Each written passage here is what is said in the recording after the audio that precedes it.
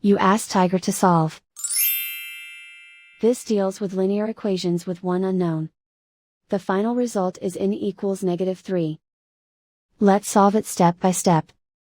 Group all n terms on the left side of the equation. Subtract n from both sides. Group like terms. Simplify the arithmetic. Group like terms. Simplify the arithmetic. Group all constants on the right side of the equation. Subtract 6 from both sides. Simplify the arithmetic.